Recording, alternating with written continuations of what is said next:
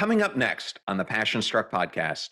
The problem is that waste is not a backward looking problem. It's a forward looking one, right? So what you with poker players, what you with entrepreneurs, what you see honestly with people climbing Everest, right? With people running projects that are over budget and over the timeline, continuing to develop products that can't find product market fit, staying in relationships too long, staying in jobs too long, whatever it is, that what you'll hear from them a lot is, but if I quit now, I'll have wasted everything that I've already put in. Welcome to Passion Struck. Hi, I'm your host, John R. Miles, and on the show, we decipher the secrets, tips, and guidance of the world's most inspiring people and turn their wisdom into practical advice for you and those around you. Our mission is to help you unlock the power of intentionality so that you can become the best version of yourself. If you're new to the show, I offer advice and answer listener questions on Fridays. We have long-form interviews the rest of the week with guests ranging from astronauts to authors, CEOs, creators, innovators, scientists, military leaders, visionaries, and athletes. Now, let's go out there and become Passion Struck.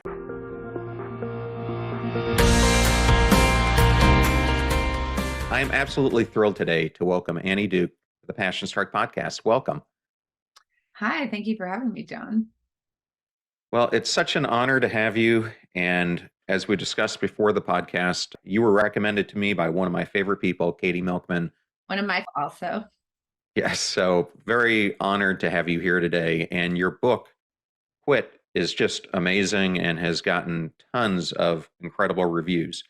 So we're going to dive into that throughout today's podcast. But before we do, I wanted to ask you this question that I like to ask to set up interviews. We all have moments that define us. Was there a moment or moments as you were growing up that have led you to where you are today?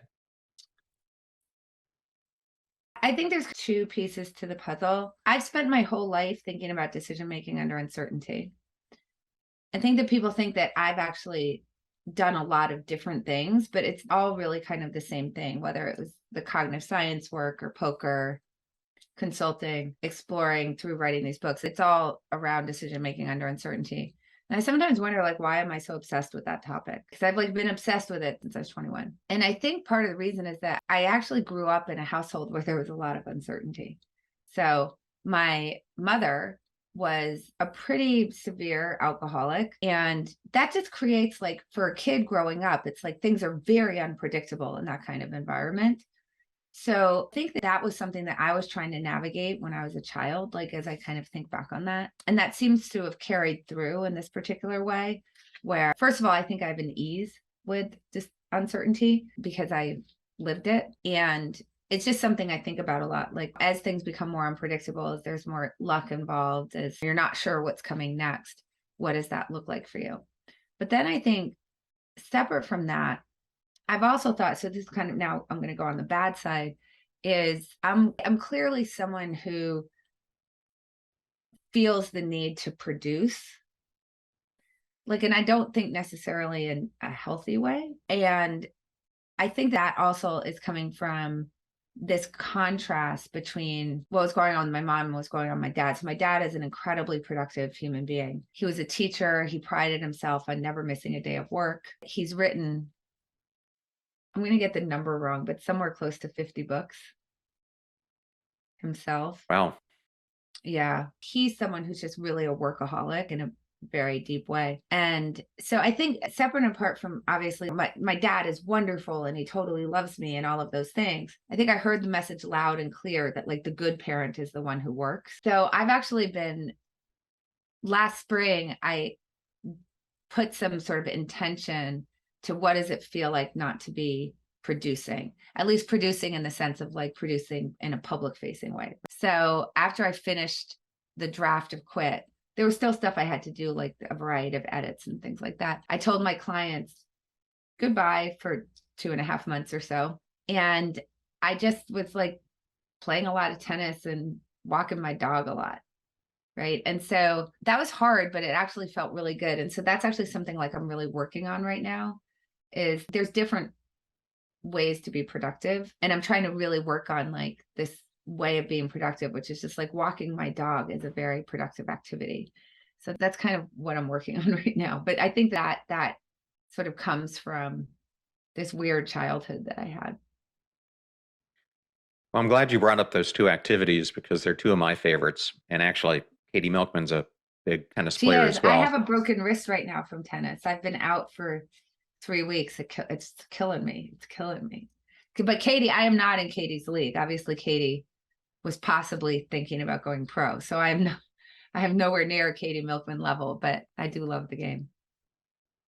Well, I have a black lab and I walk him about 5 miles a day. And it's when I do a lot of the research for podcasts and listen to upcoming episodes of guests if they've done podcasts before. So to me, it's well used time. So Well, I many, actually, interestingly yeah. enough, when I was walking my dog, I wouldn't bring my phone with me for just the reason that I was like, no, like walking my dog is the activity. So that's what I was working on because I think that I actually do need to work on that. Well, it's ironic that you bring that up because I am preparing to do the 12-hour walk. And I'm not sure Oh, if you're familiar with yeah. about this, but I had Colin O'Brady on the podcast a few months ago, and he has a brand new book on this. And you basically walk for 12 hours. But as you said, I can't even bring the dog, nor can you turn on your device. So it's really an introspective way, as you're saying, to quiet the mind and spend a full day with yourself. Yeah. Yeah. So I was getting about 3 hours a day, but I had my dog with me. Well, many of the listeners recognize your name because you are a very well known former professional poker player. And I wanted to ask you, what is the most important strategy that you learned that differentiates an average player from a professional? Yeah, so I think this is interesting because I think that if you ask most people, they would say something like, oh, they're really aggressive or they can really get a dead read on somebody or something like that. But I think actually, when you just look statistically, right, the biggest differentiator between really great players and amateurs is quitting. So poker has this ability to quit, which is called folding. So quitting, it's not even just loss cutting, but loss cutting would go under quitting. So folding is just cutting your losses. It's just getting out of the hand.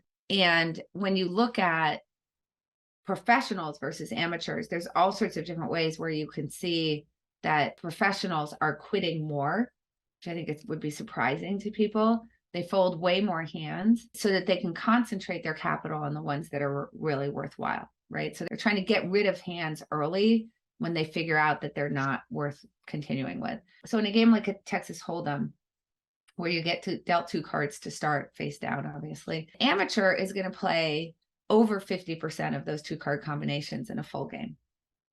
And a pro is only going to play between about 15 and 25% of those hands. So it's just like a lot more folding. So that means that a pro is folding like 75 to 85% of the time. Just like literally right off the bat, just look at the first two cards, I'm done. Then when you actually start to get into a hand, right? So you've now started to invest money in the hand. Again, pros are just better at folding when they can kind of see that their hand is not the best hand. It doesn't have a high enough probability of winning, or that sort of under that category of a high enough probability of winning, that either the cards on the hand on its own isn't good enough to stand up, or there's not a high enough probability that I could bluff you in order to win. So those would be the two ways that you could win. And when you figure out that your expected value has gone negative, in other words, that for every dollar you put in, you're going to get less than $1 back, right? That you want to be folding in those situations. And pros are just much better at doing that. And what I think is kind of interesting on sort of both fronts is that when you can actually hear the chatter at the table. So this is one thing that makes poker so amazing, is that we can study cognitive bias, right? We can read Katie Milkman's book and see what biases. We can read Daniel Kahneman, Thinking Fast and Slow, and go, oh, these biases are very interesting. But then when you sit down at a poker table, you'll hear people say them out loud, which I think is like so amazing. So one of the things that players will say is any two cards can win. Okay, so what they mean by that is, look, it doesn't matter whether you have two aces or a 7 and a 2. Once those 5 cards come down in the middle, doesn't matter what you have, you could possibly win the hand. Okay, so when we think about fear of regret, like regret aversion, what's happening is that they continue playing because the regret that they'll feel having folded a hand, if the cards in the middle come out favorable to that hand. And so now they're not sort of raking in a pot that they otherwise would have, is so painful that they'll basically play a hand until they have a lot of information that the hand isn't going to win. The problem is by then you're already dead, right? Like that's not the point that you're supposed to fold. You're supposed to fold when, and this is how a pro would say it, any two cards can win, but not enough of the time to make them profitable.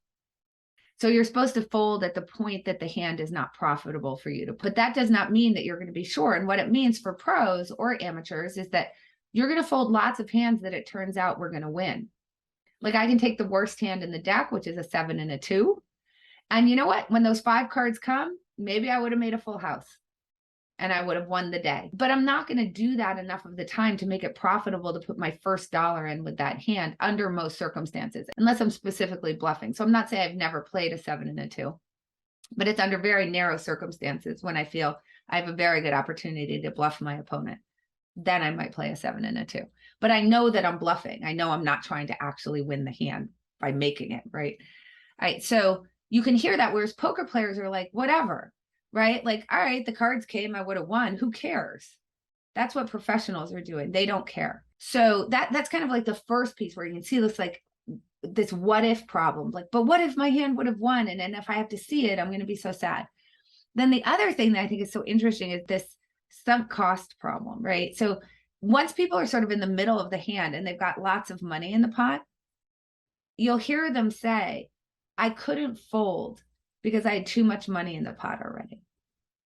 Okay, so they'll say this out loud. I couldn't fold because I had too much money in the pot. Or they'll say, I had to protect my chips. So that's the same thing, right? Like I had chips in the pot. I needed to protect them by continuing to play. But again, no, the money that's in the pot is already in the pot. That is not your money. That is the pot's money at that point. And all that matters is, do you have a high enough probability from here forward to make it worthwhile to continue to play? So one way to think about it is like, if you parachuted me in, so I have no money invested. If you parachuted me in and said, do you want to take this hand right now? Would I say yes? That's the question, right? And if my answer is not in a million years, then I shouldn't play. It doesn't matter that I already put money in the pot. So if we were to think about that mathematically, if I have a hand that I think is only going to win 10% of the time, and there's 200 in the pot, and I have to bet 100 in order to try to keep playing, I'm only getting 2 to 1. So what that means is that to keep playing, I would have to believe my break-even point is a belief that I would win 33% of the time, right? But I believe I'm only going to win 10% of the time. So therefore I must fold. Okay, so if that's the case, it doesn't matter that part of that 200 that's in the pot came from you. It's literally irrelevant to the decision. But what you can hear from amateurs is that it's very relevant to their decision. It matters a lot to them that they have money in the pot, and that if they fold, that money is going to be gone forever. They're not going to be able to get it back. And it causes them to stick in situation where pros are like, meh, whatever, I don't want to play. Because pros recognize that it's not about what happens on this hand. It's like you're playing one long game. And it's about maximizing your return on investment over time and making sure your chips are going in the pot in situations that are favorable to you, and that you're exiting situations that aren't favorable to you. And that's really what they care about. So that's where you can see like this humongous difference between the two groups. I think that's the most defining characteristic of great players, is this ability to not succumb to those cognitive biases that would cause you to stay in hands.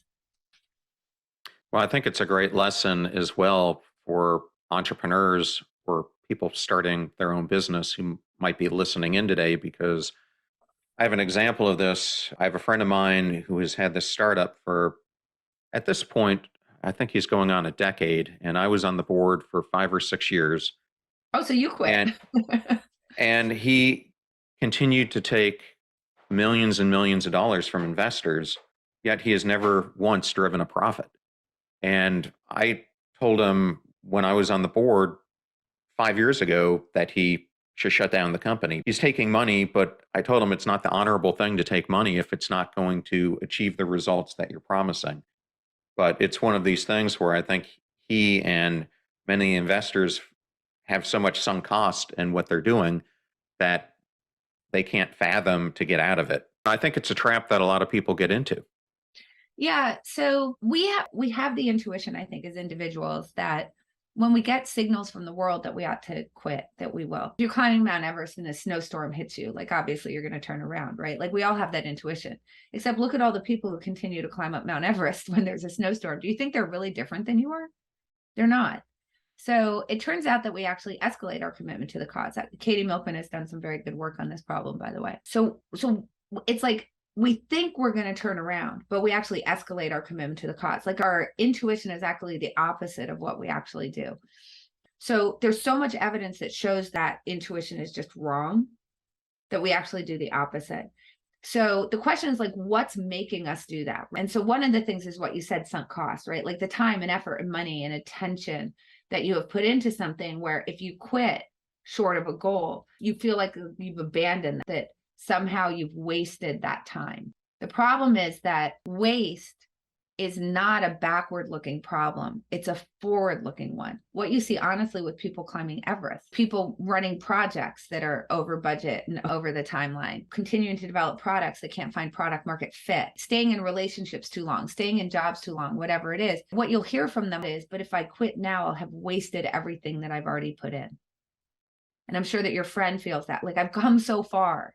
I put so much time into it, so much effort, my heart and soul, like all these things. And they're thinking about waste as a problem that's retrospective, but it's not. Waste is a prospective problem. It's a forward-looking problem. Once you realize that the cause is lost, or at least doesn't have a high enough probability of succeeding, putting any more time and effort to it into the future is where the waste lies. So we sort of create actual waste by continuing with things that we ought not to be continuing with because we're worried about wasting what we had in the past or what we've put in the past. And then what happens is like your friend, like 5 years ago, he could have shut the company down. So now where are we? 5 years later, it's still not going well. I'm sure your friend is brilliant. It sounds like very gritty, very dedicated, hardworking, determined. What could he have accomplished in those 5 years if he had quit and started doing something else? Maybe he could have actually changed the world, right? Like maybe he could have actually created an amazing business, but in service of protecting what you've already put in, he now has actually wasted 5 years, right? So because it's past the point at which he should have, in which maybe he could have accomplished great things. And I think that that's the real tragedy of our inability to walk away from things that aren't working. Well, one of the questions I was going to ask you is what can playing poker teach you about life? And I think you just answered that through all those different examples. So I have one more question on poker that came from the audience, but I'm going to phrase it like this. I am fortunate enough to know a number of former professional athletes, and the majority I know, especially those who played in the NFL, don't even go to football games or even watch it anymore. And so there's this good and bad that comes with being a professional athlete.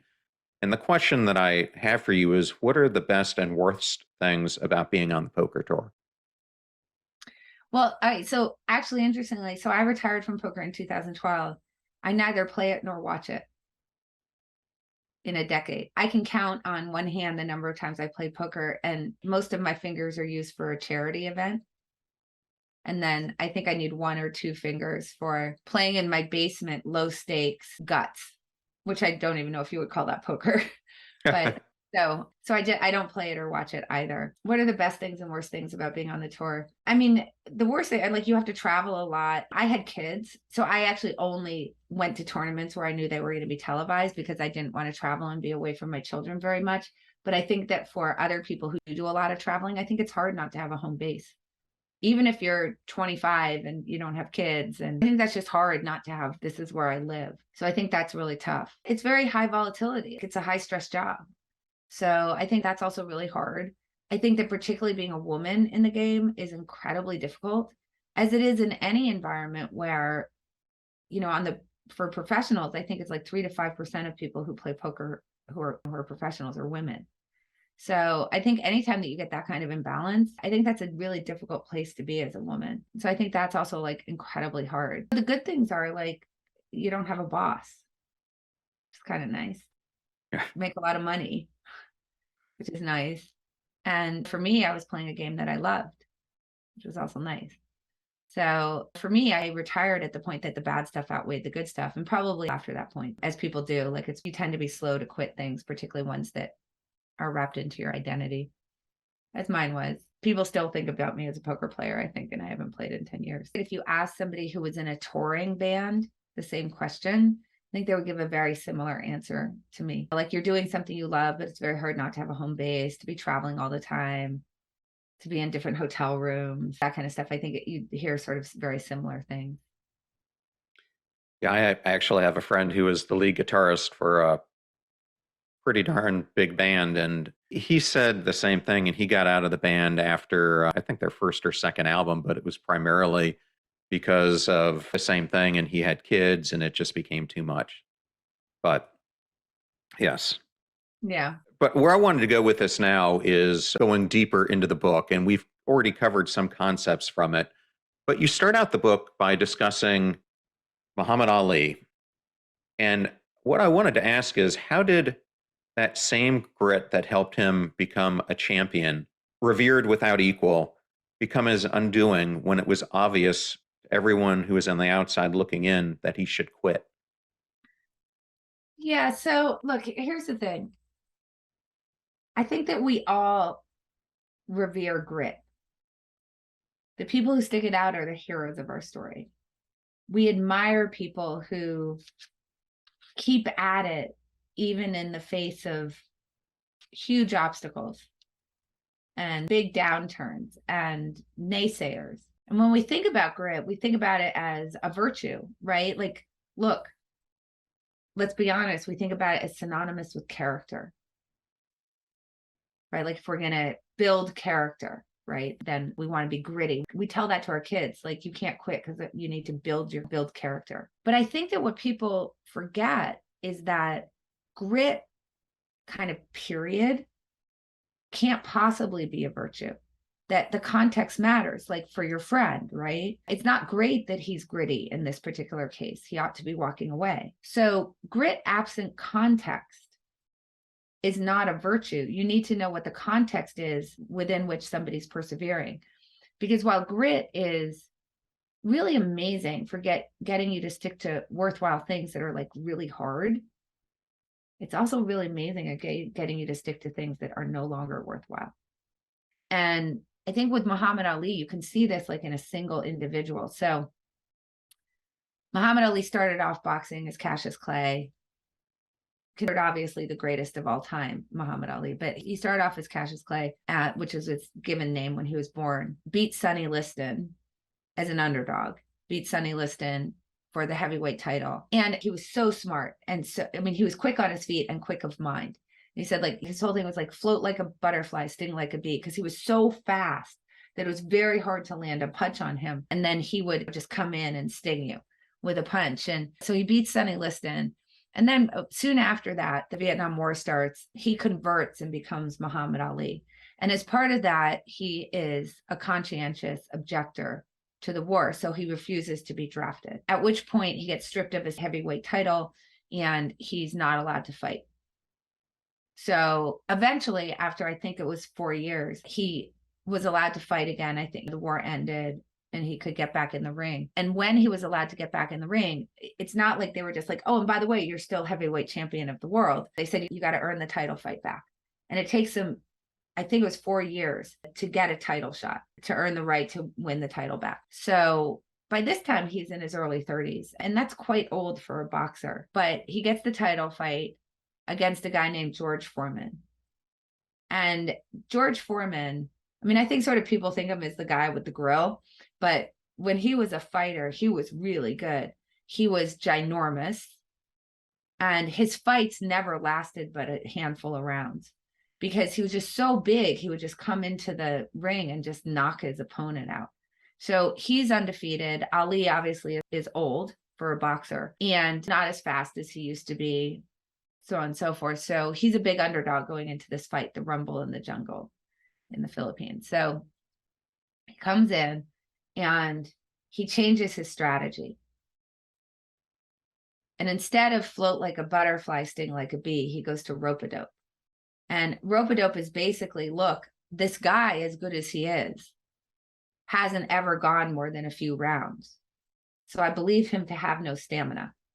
So if I can just last and let him tire himself out, I'll be able to win this fight, which is what he does. He lays against the ropes and Foreman just pummels him.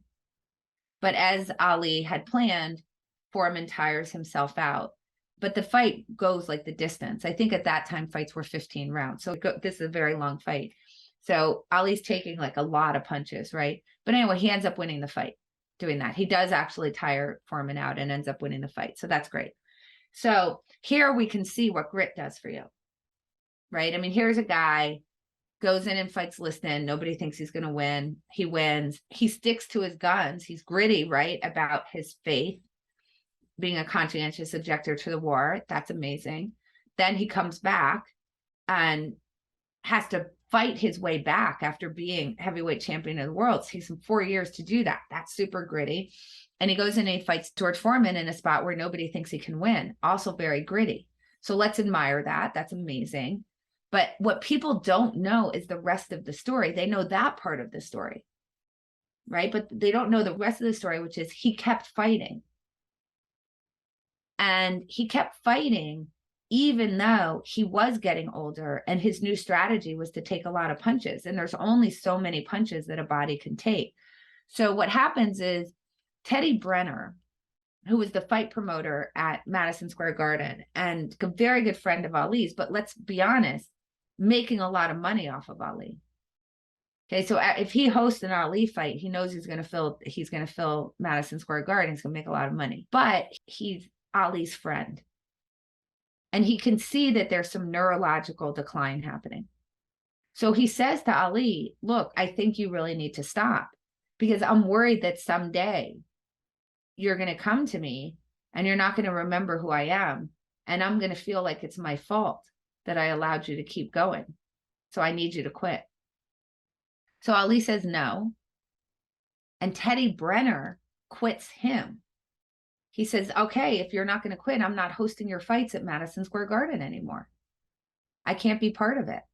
So this is a friend who's giving up some financial upside in order to protect his friend. But Ali says no.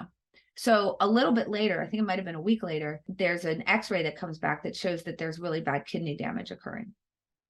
So Ferdy Pacheco, who is Ali's fight doctor, also Ali's friend, says to him, you need to quit. Your body is getting damaged. This damage is going to be irreversible. You need to stop. And Ali refuses, and Ferdy Pacheco quits him. So this is something. So he keeps going. And it's just a disaster, right? Like he fights Larry Holmes and gets beaten up so badly that Larry Holmes actually cried after the fight. He loses to Leon Spinks in Leon Spinks' 7th fight as a professional boxer, and finally ends up he couldn't even get licensed in America by the end, and he ends up overseas in a fight where they only have 2 sets of boxing gloves. So everybody has to wait to take the gloves off the previous card, like the undercard, and put it on your hands. And I mean, he even loses that. And eventually he just couldn't get licensed anywhere and he was forced to quit. I think this is really important to understand. It's like sometimes when people are naysaying, sometimes when things are hard and other people can't see the way out, you do actually see something they don't see. And then grit is amazing. But when the world is screaming at you to quit, I don't think you see anything that they don't see. And then grit becomes total folly. And we know what happened to Muhammad Ali in the end. He ended up with Parkinson's syndrome. And I mean, it was a really sad decline of somebody who was like the most sharp-witted human at the time. Yeah, you see him in his interviews from back in the day, and wow, did he have wit and Right. charisma and everything else. But yeah, I remember watching him as a kid when he was in those early fights, and even when he did the George Foreman one. But you're right, his whole tactics changed. But it's a great example of staying in for way too long. You also raise another good example, Lindsey Vonn, who put her body through just battering after battering as she kept recovering from her multiple injuries as well. But I'm going to jump to the second part of your book, because since you brought up the Vietnam War with Muhammad Ali, your second part of the book is talking about being in the losses.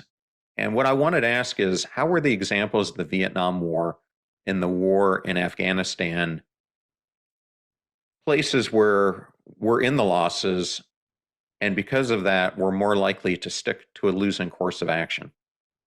Well, I mean, we can talk about the war in Ukraine as well. I mean, this is so Barry Staw, who's one of the giants in this field of escalation of commitment, was inspired, as well as quite a few other scientists, including Jeffrey Rubin, by what was happening in the Vietnam War to start really looking into this idea of escalation of commitment. Because what they noticed was that, like, there was no point at which we could have possibly had any illusions that we were winning that war. I mean, it was never going very well. And what happened was, despite all of the signs that this was not a war that we were going to win, we kept going. It was very hard to extricate ourselves from it. And he had read the Pentagon Papers, which had gotten leaked, where Undersecretary of State George Ball had basically said, we need to really not start this war, because once we start it and we start to incur losses, it's going to be really hard for us to extricate ourselves from it. So he had really sort of foreseen this problem of escalation of commitment.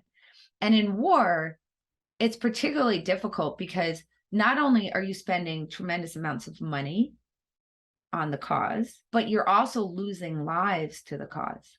So if we want to think about kind of like the ultimate sunk cost, think about a life lost in the cause. And actually, General Tony Thomas said to me when he was talking to Gold Star families who had lost their children in Afghanistan, that he said it's really hard when someone's sort of grabbing you by the lapel and saying, go win this war, because I don't want my child to have died in vain. Because you do lose lives in these endeavors. What we have to remember, as it goes with other resources, the resources of human lives, it's true for these as well, that what you've lost to the cause doesn't mean that you should put another life at risk going forward. Not if you don't believe that the war is actually going to achieve your objectives. And I don't think there was any point for Vietnam where we felt that we were actually going to be able to achieve our objectives. But here we were mired in it, right? Because it's very hard to walk away, because then everybody feels, why did you get into it in the first place? What about my child who died?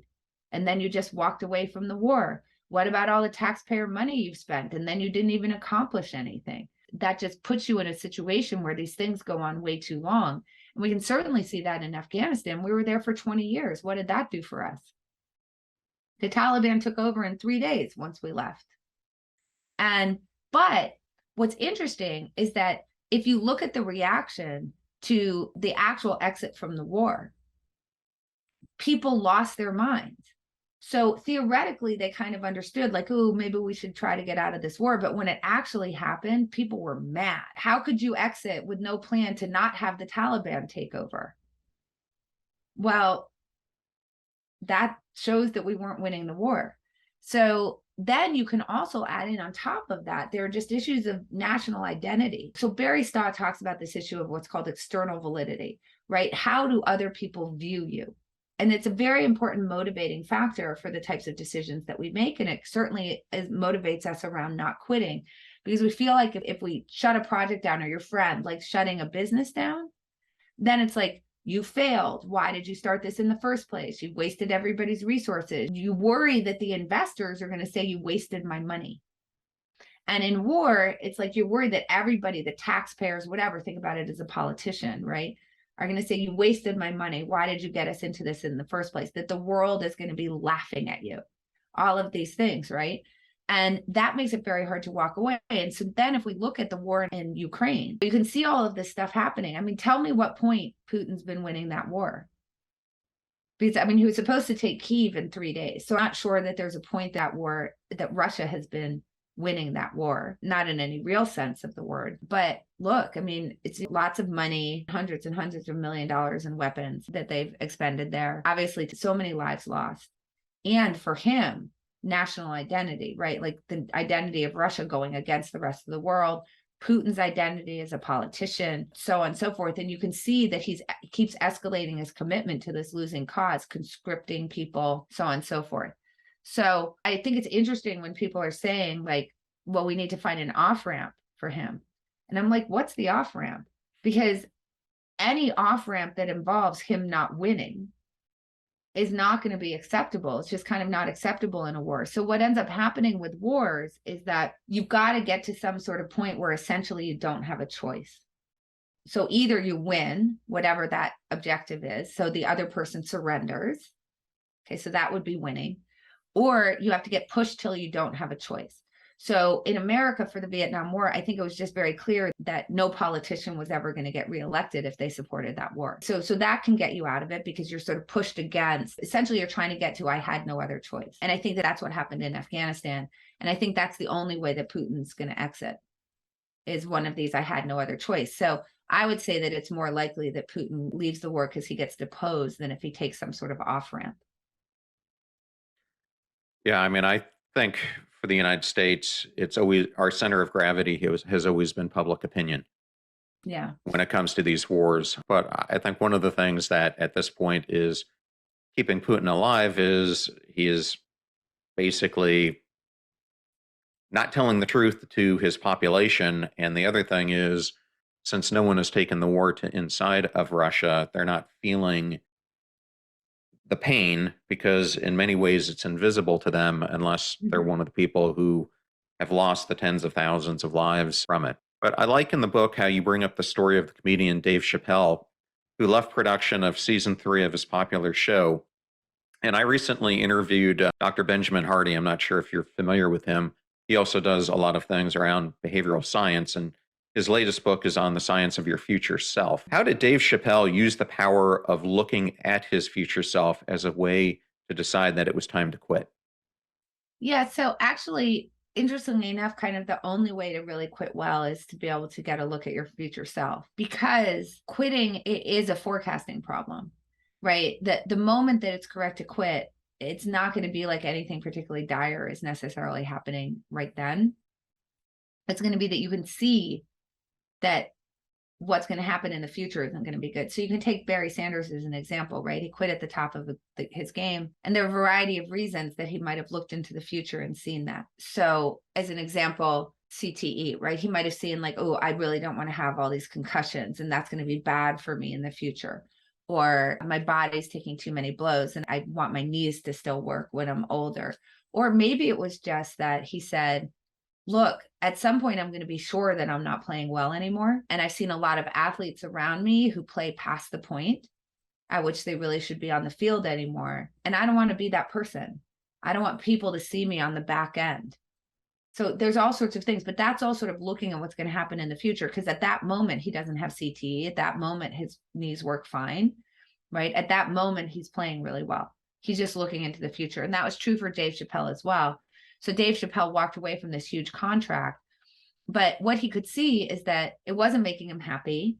And for him, as he said, like a comedian's supposed to get up and like tell jokes. He's not supposed to be the joke. And he was going to do stand-up gigs and people were yelling characters at him from his show, asking him to do characters from his show. And he just realized like, I don't want to like be the show. I don't want to be the joke. I want to get up and be the comedian who's just sort of delivering the jokes, right? And then people are thinking it's funny. I don't want to do characters. That's not really what I want to be for the rest of my life. And he just realized that it just was making him very unhappy and then it was going to get worse, right? And so he walked away. And the thing that's so interesting is that we as observers hate that so much, right? That people started saying that he was in a mental institution, that he was addicted to drugs, like all sorts of things, just to try to explain what they felt was really bizarre behavior.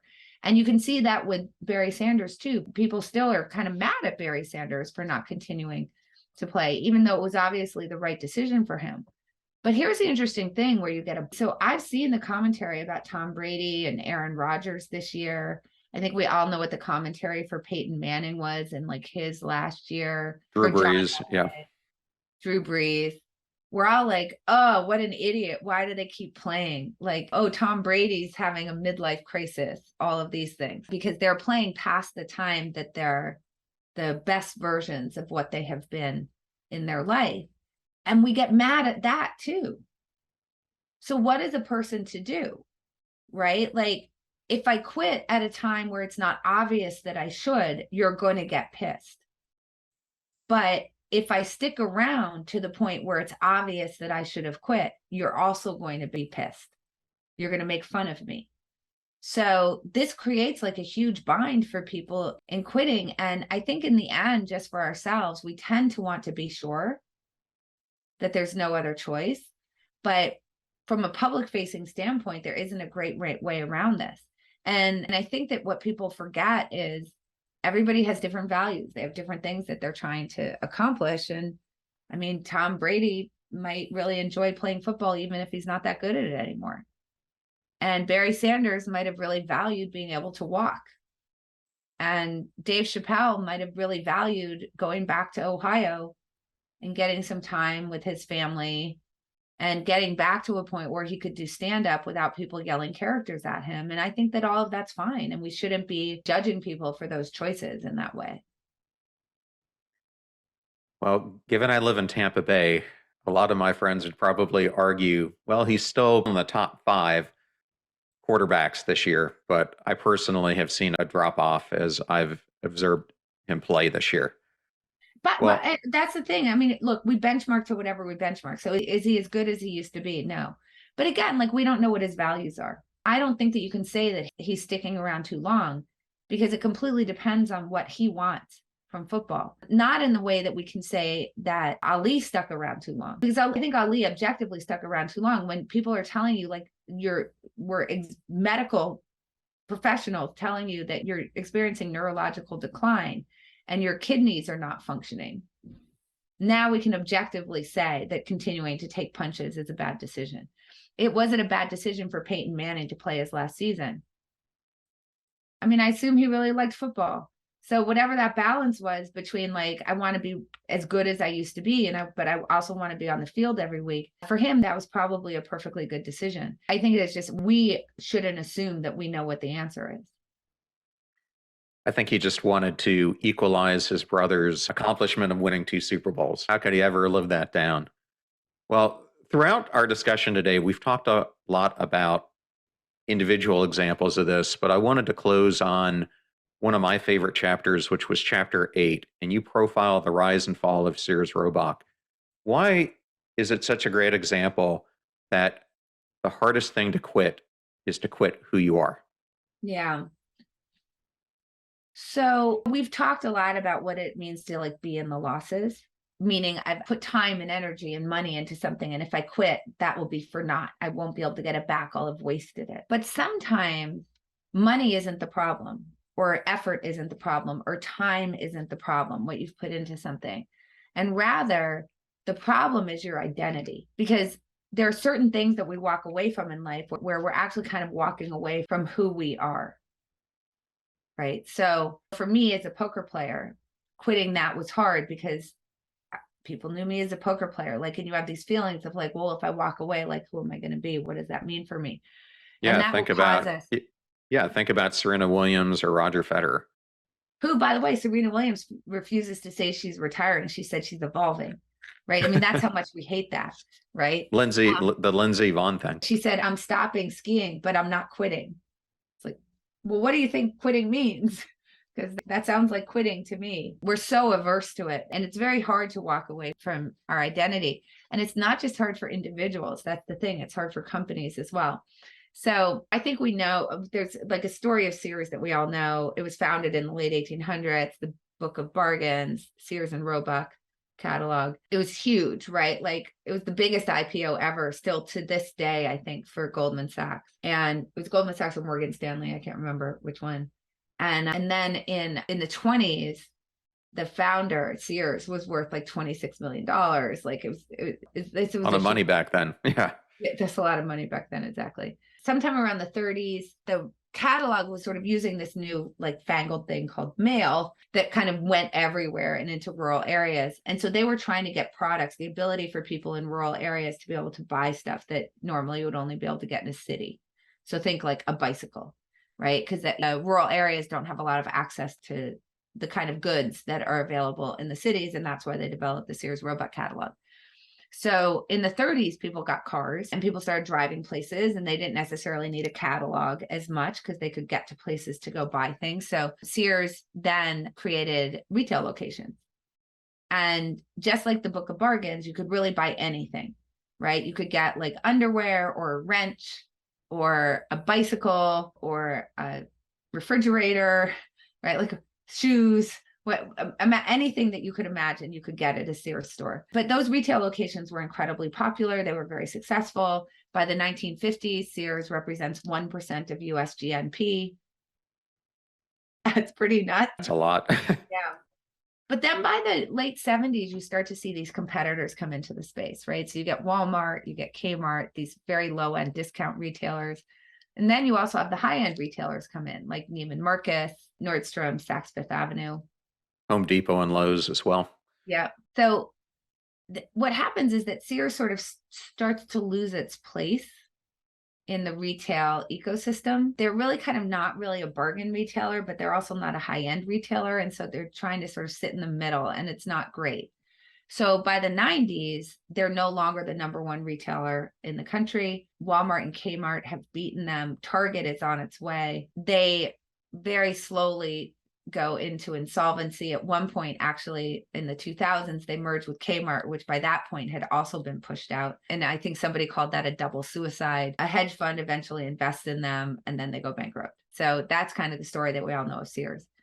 But there's another stories of Sears, which is like so incredible, which is Sears was not just a retail store. It was also a financial services company. So originally, they had a banking department because they were offering customers credit. But then in the 30s, as these cars came along, so that's why they created the retail locations, they also realized that people might need insurance for these cars. And so maybe they would buy that insurance at a Sears store that they had driven to. So they founded a company called Allstate Insurance. And Allstate Insurance had their offices were literally in the Sears store. So now you could get an underwear, wrench, and car insurance. Photograph. Yes, and your photograph. And it was thriving. And eventually, obviously, it moved out of the actual Sears location and goes on to become the largest personal liability insurer. So they have that they founded. And then in the 70s, they acquire a company called Dean Witter, which was a stock brokerage, actually. And somebody made the joke about Sears that you could get stocks and socks at Sears stores. So then there's Dean Witter, which is a huge financial services company. It's a stock brokerage. They also found the Discover card. Okay. And they get Coldwell Banker. So the question here then becomes, if they had Dean Witter, Discover, Coldwell Banker, and Allstate Insurance, how did this company go bankrupt? Because that's kind of confusing. If you look at the combined market cap across those four entities, obviously you have to estimate with some of them because Dean Witter doesn't actually exist anymore. They got acquired. But if you look across all of them, it's somewhere close to $100 billion in market cap. So, yeah, but the identity of the company was the retail store. That's right. So when the retail stores start to falter, they now have a choice. The shareholders are demanding action. They're demanding that something be done to save the company. And they have a choice. Should we keep these assets that are losing money, the retail locations, or should we keep the assets that are making money? Dean Witter, Discover, Coldwell Banker, Allstate. Now, from the outside looking in, the answer to that seems obvious. Well, ditch the retail stores. They're doing really badly. sell those off and keep this other stuff. But if they do that, then they're not a retail company anymore. And their identity was retailing. That's what they were founded as, a retailer. So when it comes push to shove, the board says, we've decided to get back to our retailing roots. So Dean Witter Discover gets acquired by JP Morgan or Morgan Stanley. Unclear exactly what that was worth, but it represented 40% of the value of that entity at the time. And that's a very valuable entity. So it's a lot of money. Allstate Insurance, they spin off. So they spin it off in a separate IPO in order to raise funds to shore up the retail business, and they sell Coldwell Banker. And we know what happens after that. Those companies thrive and Sears goes out of business. Why? Because they wanted to protect their identity. They wanted to get back to their retailing roots. I mean, obviously it looks like a nutty decision, but the thing is that we all do this. We're all trying to protect our identity every single day of our lives. And this is particularly true when we start to think about beliefs that we won't let go because we identify with those beliefs. Think political beliefs that in the face of lots of evidence, people won't jettison because they would have to jettison something that sort of defines them as Republican or Democrat. Think about me as a poker player. One of the reasons why I probably stayed past the time that it was making me unhappy is because who was I supposed to be then? I'm a poker player, right? I was. And the thing is, of course, like when you actually quit, you're like, oh, this isn't so bad. And as we said before, I neither watch nor play poker anymore. And I'm fine. I'm still me. But it doesn't feel that way when that's part of the problem. So I think that we can all take a very good lesson from Sears about how identity makes it very hard for us to actually quit things. Okay. And then my last question, Annie, will be if there's a takeaway that you wanted a listener or a reader of the book to get, what would it be? I think the takeaway is just that quitting, the ability to quit and quit well, is at least as important a character trait as sticking to things. Because your goal in life is to stick with the stuff that's worthwhile and quit everything else. And what that means is that over the course of your life, there's going to be a lot more quitting going on than sticking. And I think that just the popular narrative around grit has been that we have a belief that the human condition is one of not sticking to things enough, that we're all kind of quitters, right? And if you're not 8 years old, that's just not true.